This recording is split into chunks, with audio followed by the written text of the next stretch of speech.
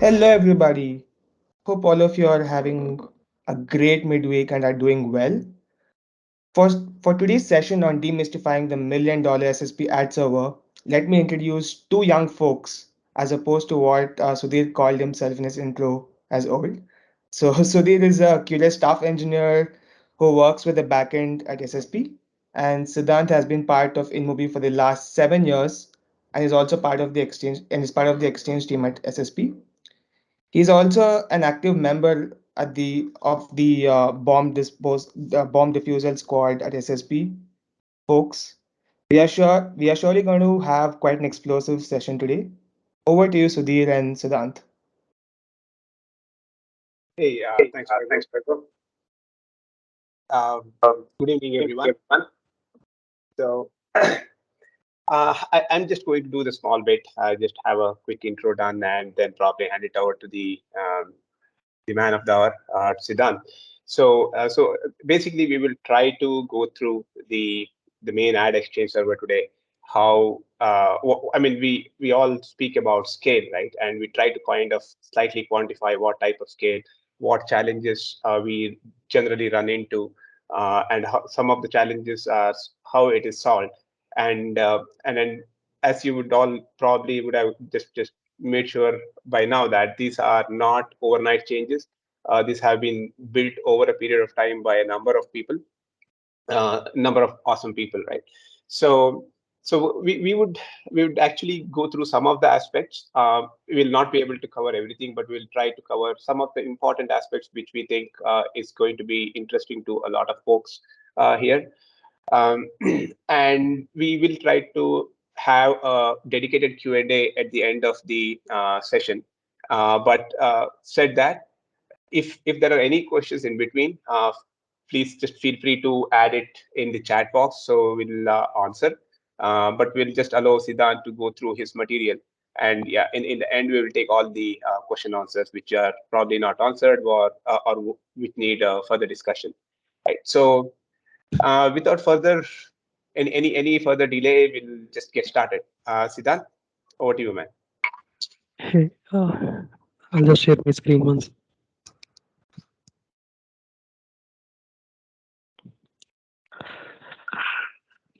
Uh, Sudhir sir, could you please confirm it's visible?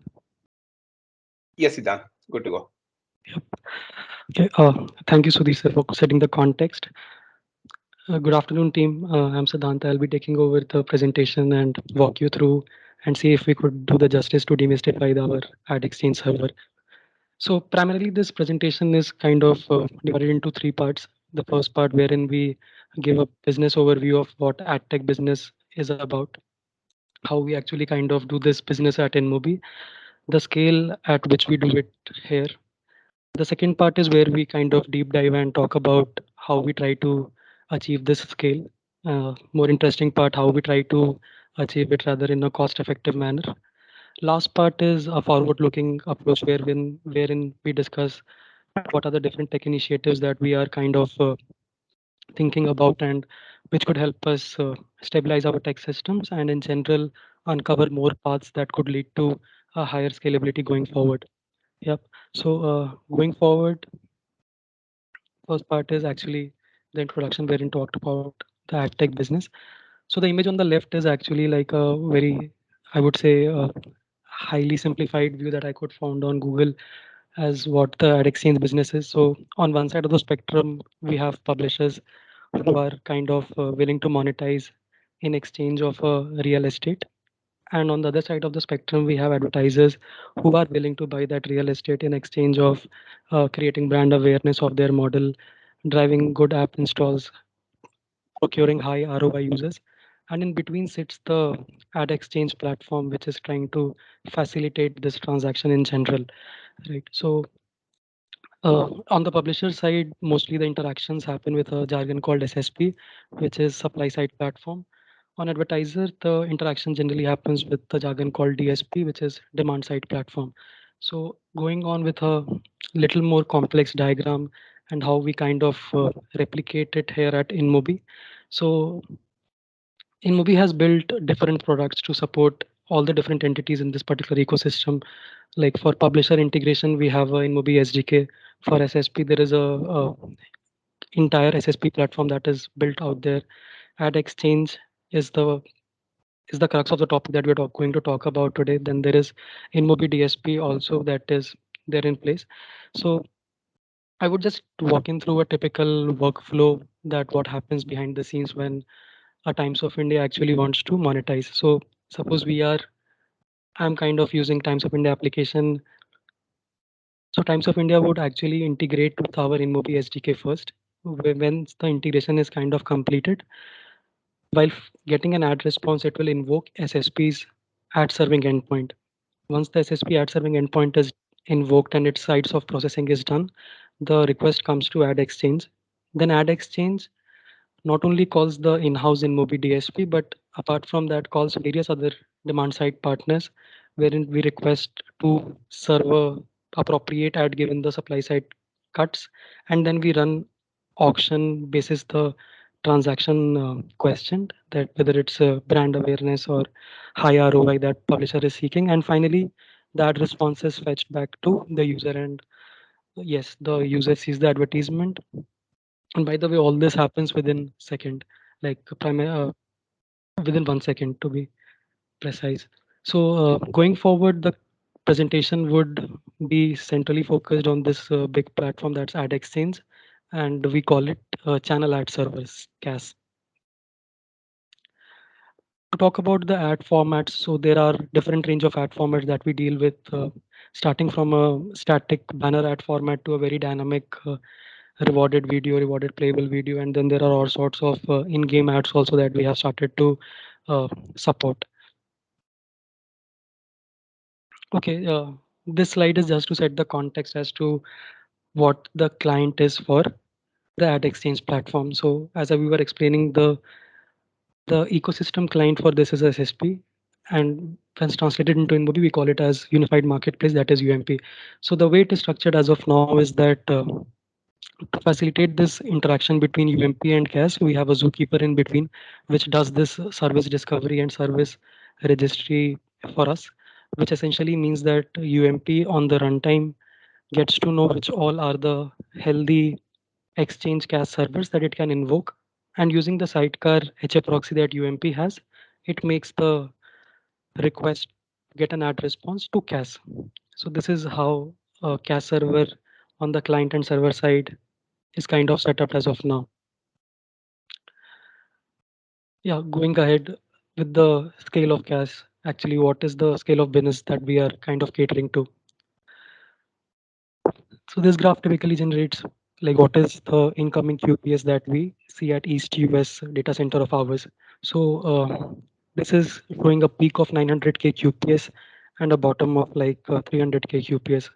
So two things here that the traffic pattern that we have is kind of sinusoidal, wherein we have crest and trough, and the peak traffic is actually three times the bottom traffic, and we try to be cost effective at both these times, like at peak traffic time also and low traffic times also. I'll speak about this in the cost section, but yeah, 900K QPS is what we hit from the SSP side to fetch in the ad response.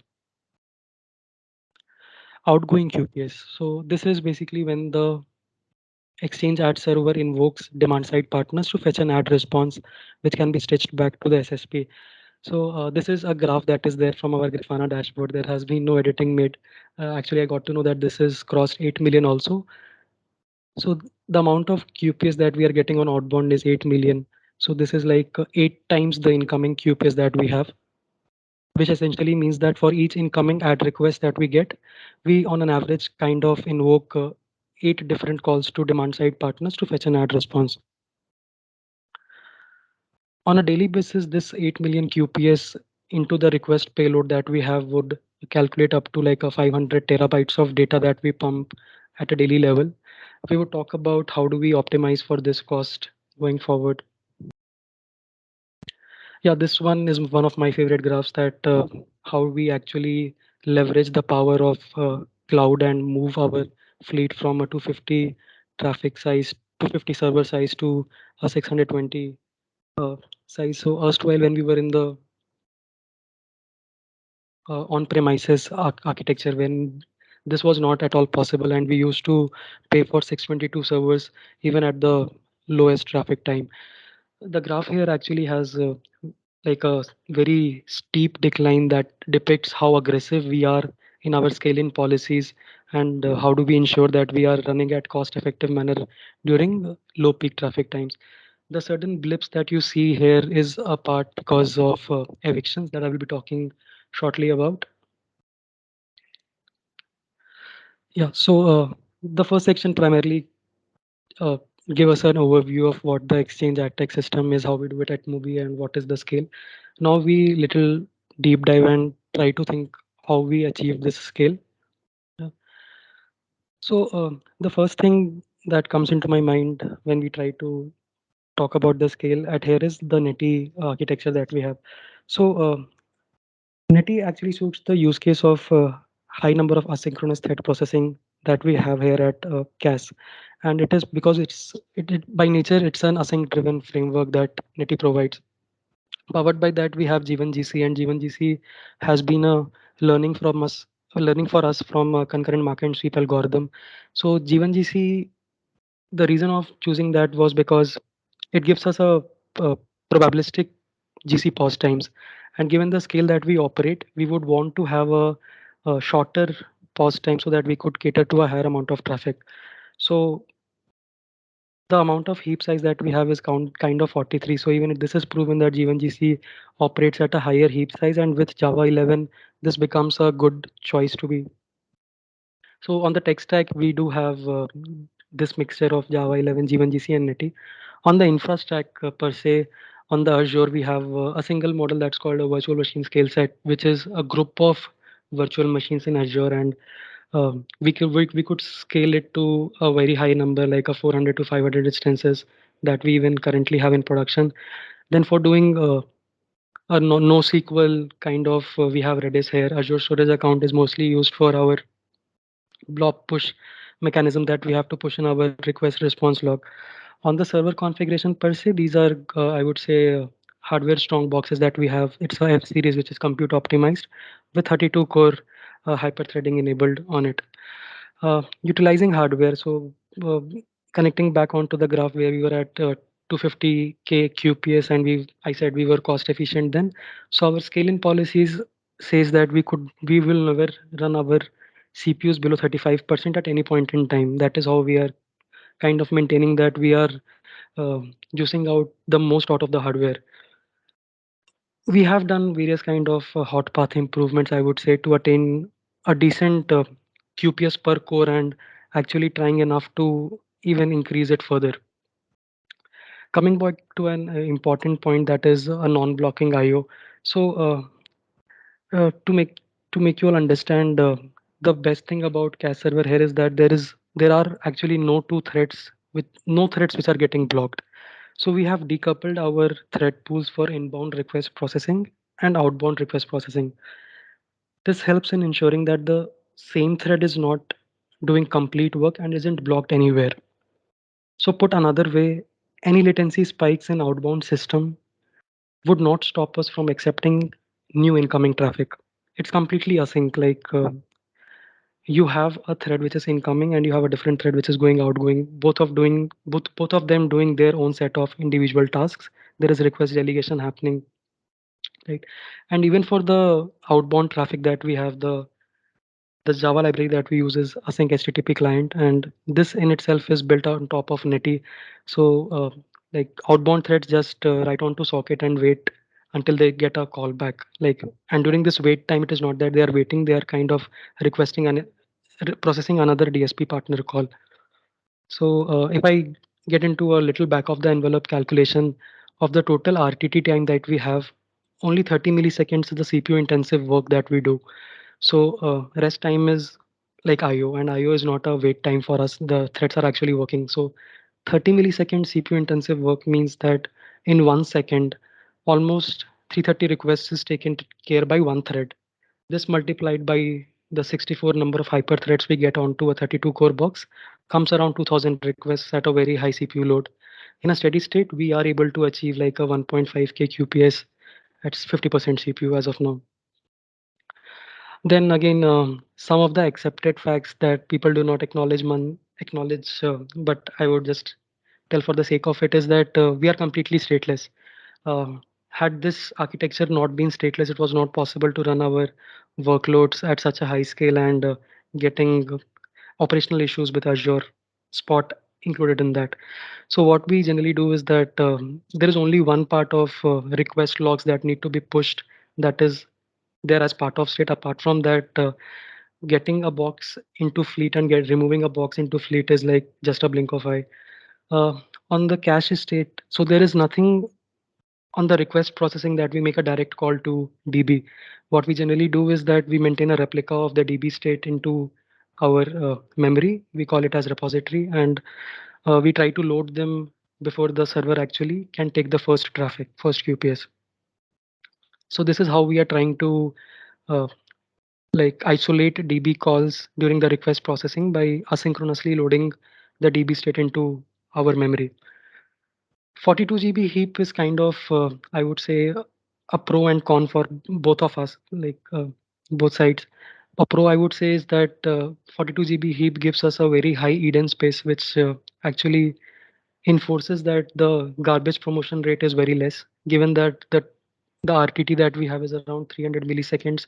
Most of the garbage is getting generated and collected during the young generation pause itself. Very less garbage is getting promoted from young to old. The con is that whenever a old gen GC pause happens, it's a elongated pause.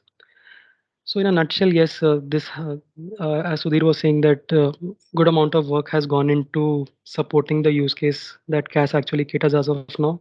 In interest of time, we are kind of talking about the important points, but open to discussion in offline path for any of deep dives.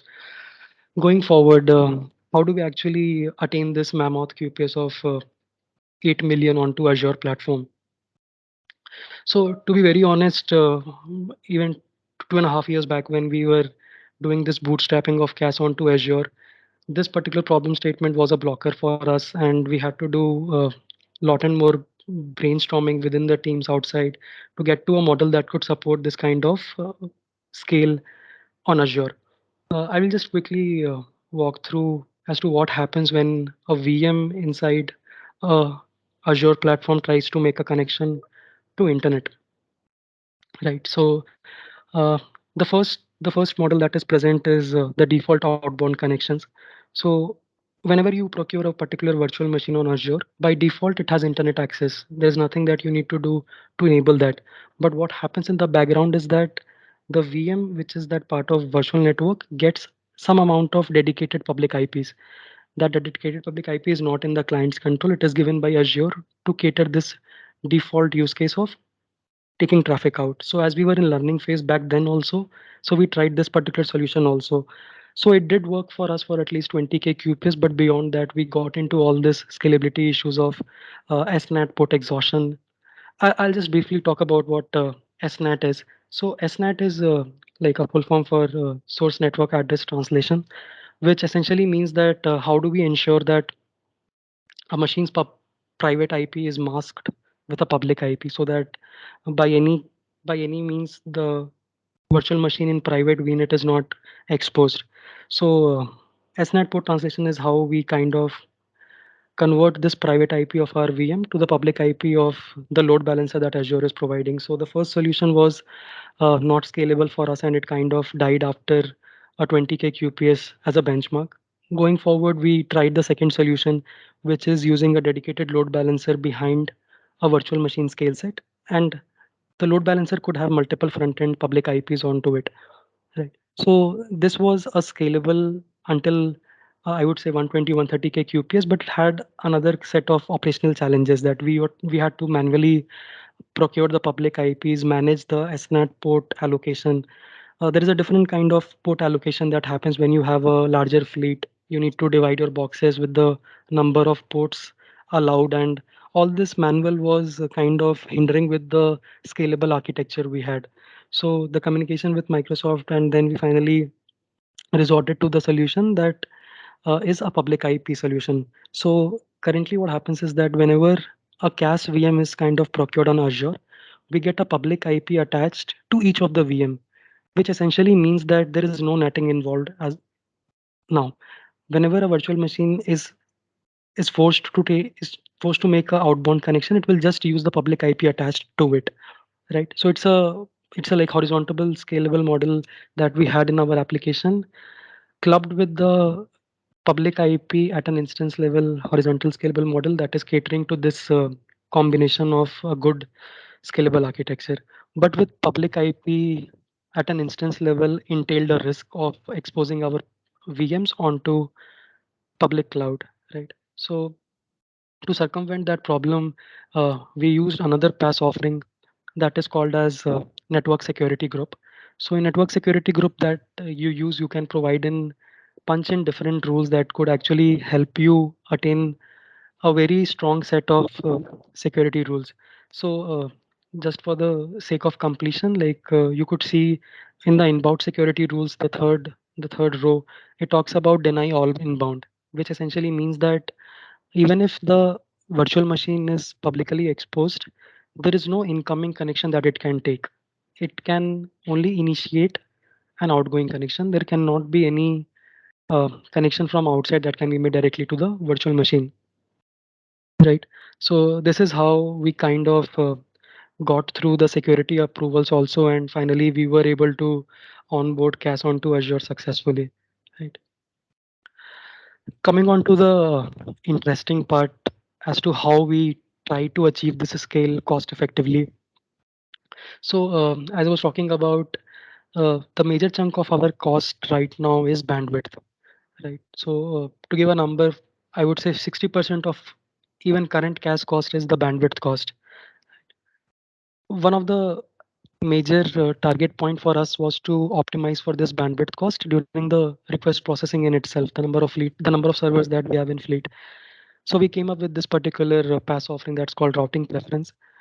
What routing preference is? Routing preference enables you to choose how your traffic routes between the Azure and the internet.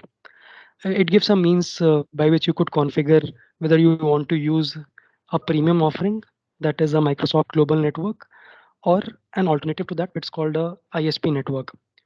Uh, but by default, any traffic that is getting routed from any of the Microsoft services will use Microsoft Global Network, right? The picture below kind of summarizes what a routing via Microsoft Global Network means. So, as you could see, it means that the traffic, the packets majorly travel on the Microsoft Global Network. Like majority of the distance it is traveled using the Microsoft Global Network, which is consisting of optical fibers, which provides high SLA guarantees, is resilient, and it's a Microsoft premium offering. They call it as Azure Backbone, right? To give you an example, like if traffic needs to flow from Azure service in Chicago to Singapore, then traffic would travel majorly on Microsoft network from Chicago to Singapore, and it will exit near to the user in Singapore, like covering maximum distance in the Azure backbone that they call. Whereas if we use the alternative that's called the routing via public network, ISP, the same traffic from Azure service in Chicago would exit the Azure platform in Chicago in itself, take the ISP public internet, travel all the way to Singapore, and then reach the end user. So it is like kind of traversing the entire distance on the public cloud and thereby not using the Microsoft Global Network, not using its premium offering, right? First thing, why do we use routing preference then? To keep all this cost in place and saving whatever we can on this 500 terabytes of data that we pump in at a daily basis, routing preference is a 17 15% cheaper when compared to the Microsoft Global Network offering that we have. Even this is clear on the third column that you see, like 0.05 per GB is the cost when we use a Microsoft Global Network as compared to a 0.04 when you use a routing preference as internet. So this added cost was not coming with a very big performance impact. I would say the feature pilots that we did and the way we routed this release onto production, we were very, I would say, judicious of looking how what is the performance impact of this feature. So for our use case, we did not see anything getting beyond 3 to 10 milliseconds getting added in the total RTT. Like we were way within our limits, and with, I would say, zero performance impact, we were able to achieve like a 12 to 14% savings in bandwidth. That at a 500 TB daily scale was a very good number. For anyone who's trying to like incorporate routing preference, they could double check on their latency numbers. And the third and uh, important aspect I would like to say is that it is one of the most stable product offering that basis the experience that we have in SSP, we haven't had any issues. Fingers crossed till now using routing preference as internet. It is one of the most stable network that I have personally experienced. So culmination of these actually led to us taking a design choice of using this routing preference to save our bandwidth cost. Coming on to the implementation part as to how we kind of achieved it. So during the virtual machine provisioning part in itself, you could use the IP tag parameter which says routing preference as Microsoft Global Network or Internet, and as soon as you put in Internet, the ISP route will be bootstrapped, and you would start sending your packets on the public cloud. Right? And it isn't that only virtual machines are enabled to cater to this particular product offering. Any public IP offering, basically routing preference can be enabled at a public IP level, and any resource in Azure which is using a public IP can be configured to use a routing preference as internet. For example, Azure Kubernetes node pool can be done. Storage accounts can be configured with which are publicly exposed to have routing preference as internet. So that was our first, I would say, decent attempt to reduce cost at bandwidth. Going forward to how do we plan to reduce our compute cost. So we used a rather famous offering called spot instances. So what exactly are spot instances? It's a pool of unused spare capacity that Microsoft Azure is willing to offer at a significantly lower price. But with the significant lower price, it entails a risk that it could be taken away with very minimal warning, and that warning was not even given before. Like basis the conversations and the scale at which SSP was operating, we got this enabled for us also. So capacity to procure this spot VMs is completely on the Azure side. We cannot kind of control this capacity. It varies day to day. Like we have seen complete fleet getting like 90% of the fleet getting evicted also. So what do we mean by eviction? So eviction is basically when Microsoft Azure kinds of say that they are not willing to provide these spot instances anymore. So eviction primarily happens for two reasons. One is the price reason. Price reason is when, for example, suppose we have bidded for like a $1 to procure a particular VM, and there is another client which is using Azure offering which has bid $1.1. So a price-based eviction will happen, and the VM will be transferred from our subscription to their subscription.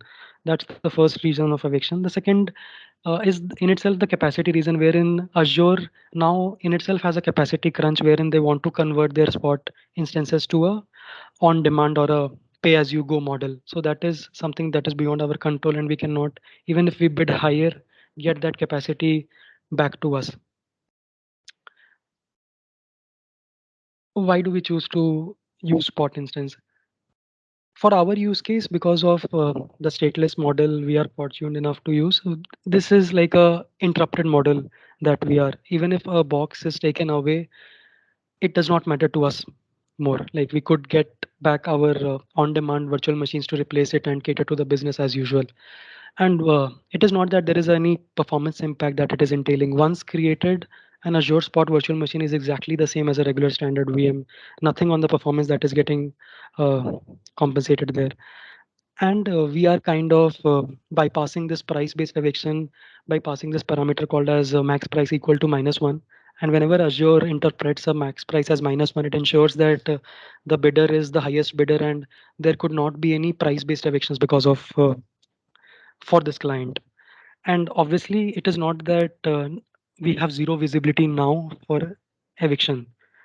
There is a pass offering which I will talk about later called scheduled events, using which we can have some amount of visibility as to when the eviction is happening. The below diagram actually depicts what is the amount of savings that is there. If you could, like, this is a 83% kind of savings that is there on Azure documentation, but it generally comes around 60 to 70% that we have seen in steady state that we have saved in compute cost using this product offering.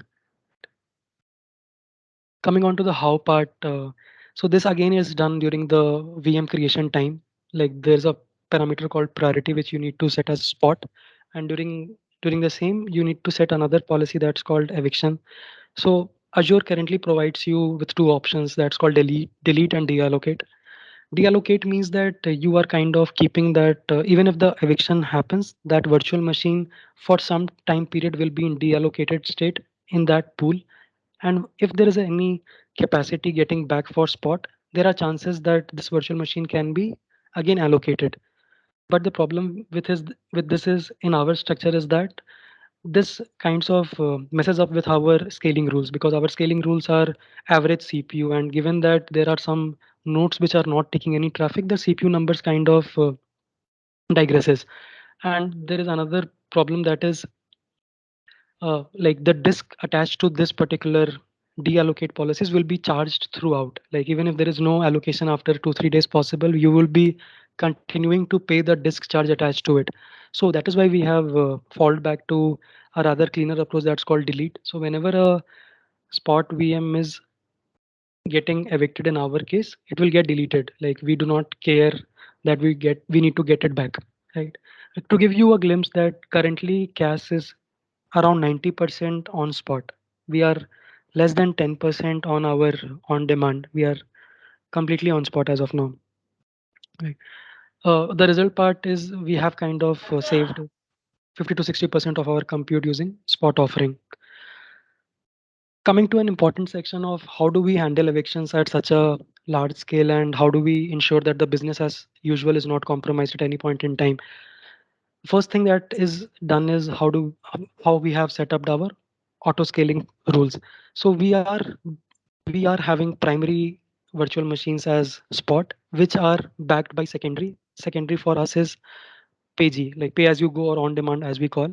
And the scaling policies for these are different. Like a scaling policy for a page on the left hand side, if you see, is a rather more aggressive scaling policy, which says that whenever the average percentage CPU is greater than 50, just increase the count by 20. Like at any time of the day it happens, just increase the node size by 20.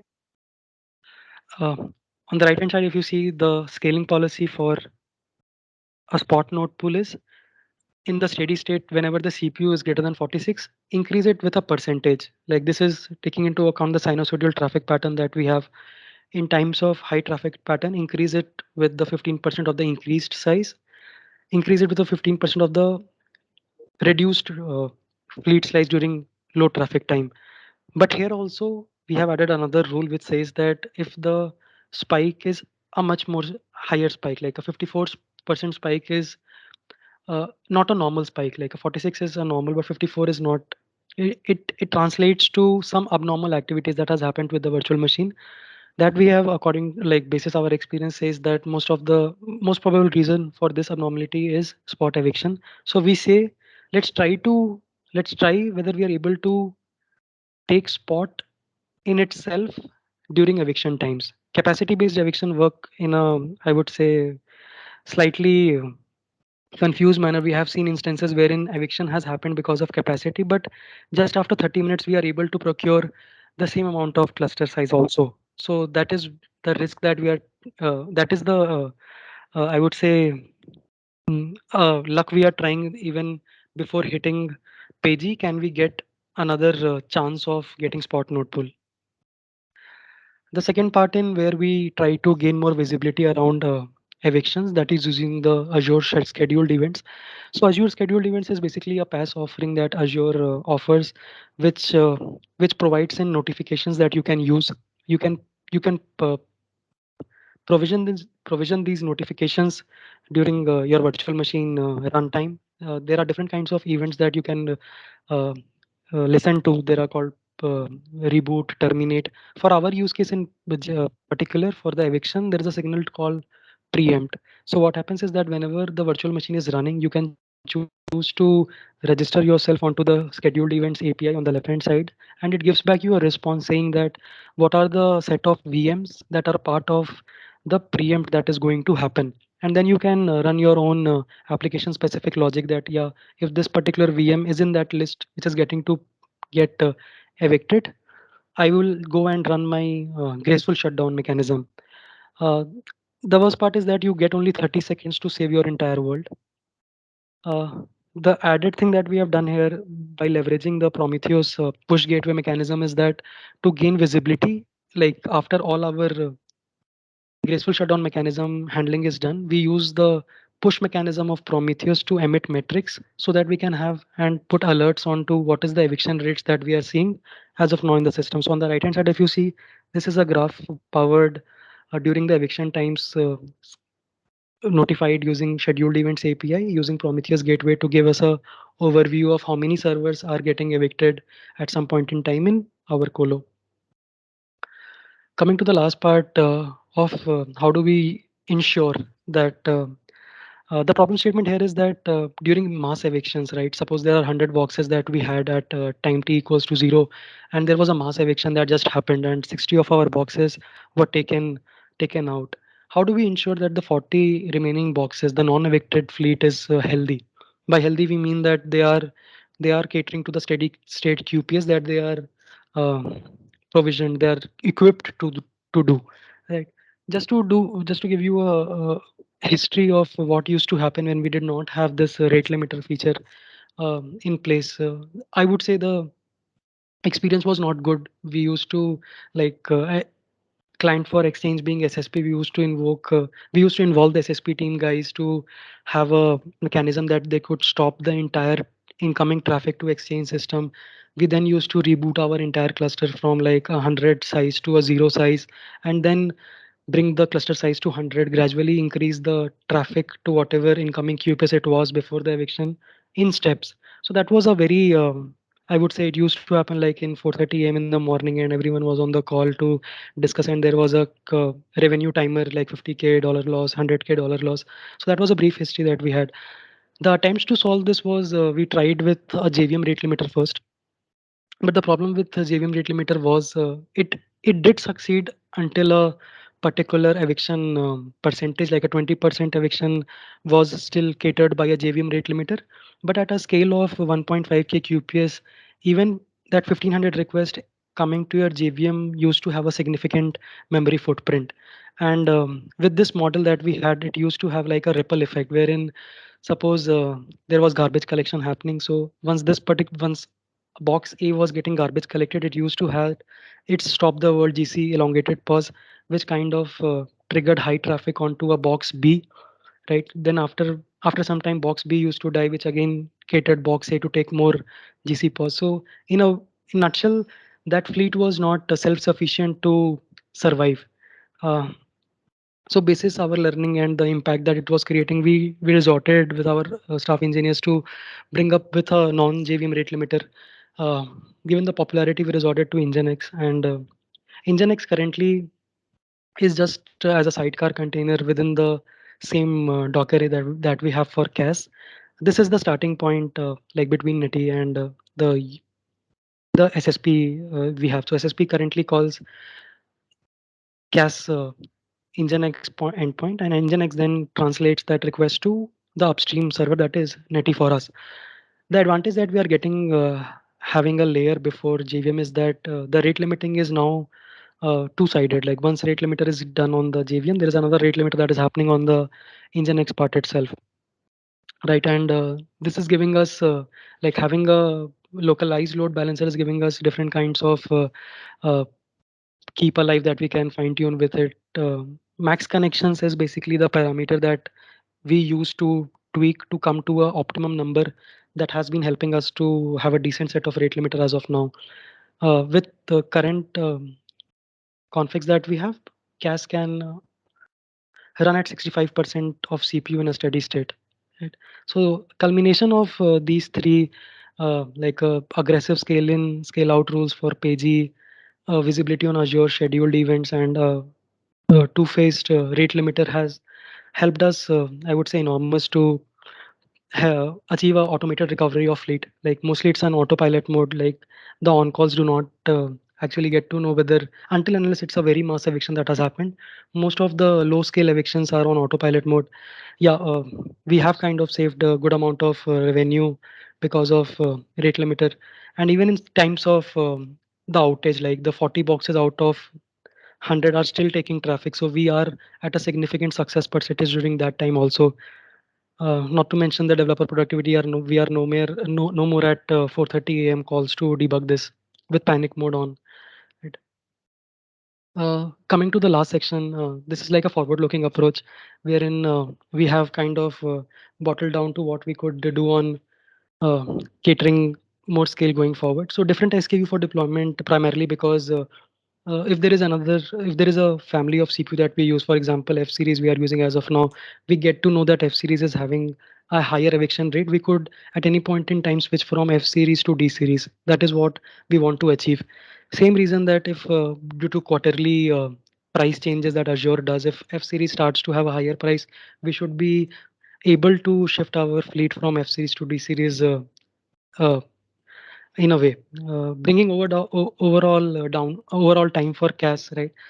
So the motivation behind this is that even on cloud platform that we use, there is a round trip of 10 minutes that we see before we could actually before CAS could actually take the first request. The things we are trying here is the current Docker size we have is around 1.8 GB. What we have deduced is that for SSP specific use case, we could have like a SSP binary which is much more reduced size that can bring down the uh, CAS Docker size in itself. Then we are trying with cloud engineering team that if there is a possibility, we could club the host image with the application image. What I mean by that is, suppose CAS is on Ubuntu 18.04, we are targeting to get a Ubuntu 18.04 with an application image. Suppose CAS is on a release version 3.6. So is it a possibility that an 18.04 with a 3.6 release version of CAS can be bootstrapped as soon as possible, as soon as the Azure has procured as a VM? Then there are some database repos that we are kind of loading in serial way. We are trying to achieve as much parallelism as possible during application boot time in itself. CAS on AKS is the IMC Tech wise AKS movement. There has been some reservation around CAS in specific because of public IP, but once things get resorted, we will move to CAS on AKS. And with our Sudhir sir, there are chances of getting more and more hot path CPU improvements to increase the QPS per core. I think that is what I had from presentation point of view. We are open for a Q&A now.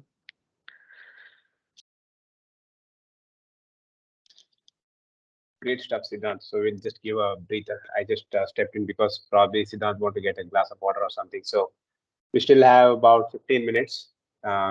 So we try to purposefully just keep it little short so that we don't bore everyone to death. Uh, so any questions, anything we can take now. And basically there is like a lot of folks from SSP are also here. So you can literally ask, anybody can actually step in and answer any questions.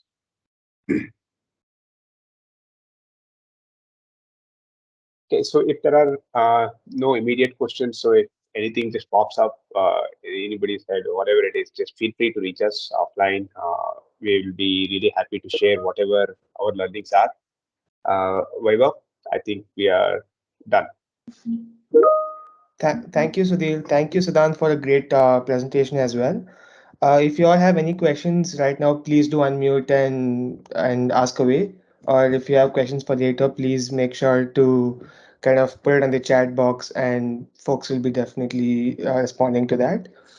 And I'll be sharing a poly right now and for the feedback of this particular session. So please do respond to that. And yeah, thank you everybody for joining in. And thank you, Sudhir and Siddhant, for kind of literally breaking down the functionalities of this particular topic. Thank you, everybody, for coming in, and have a great evening.